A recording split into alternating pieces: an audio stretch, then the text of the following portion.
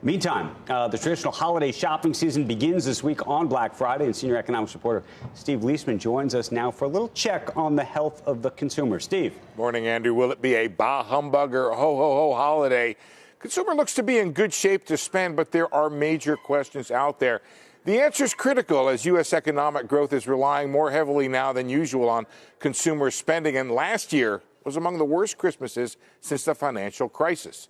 Despite all major indicators being in good shape, consumers, they really stunned the retail industry and the market, by the way, with zero growth in November 2018 and a massive 2.3% decline in December. The decline, despite strong indicators, might have been linked to Fed rate increases, maybe a sharp drop in the stock market as well, though that happened much later. And that partly rebounded, by the way, and the heating up, by the way, of the trade war. This year, optimism high again. And the indicators look even better. We've got record low unemployment, a very high savings rate, decent wage growth, low debt service, and sentiment last week was pretty good, too.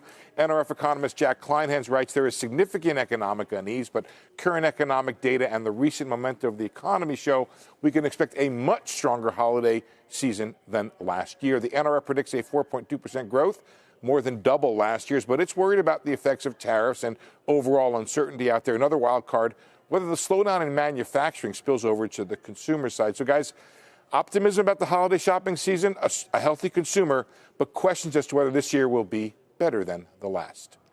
Hey, Steve, what about the idea of what the stock market is betting on? What are they anticipating for this holiday shopping season? So it's worthwhile to go back and look at last year. If you look at the retail index, which I guess is the best gauge of what kind of Christmas the market is expecting, there was a lot of optimism in August, and then the retail index fell along with the market, pretty much coming after the Black Friday. Maybe those reports came in that it wasn't the Black Friday that people expected.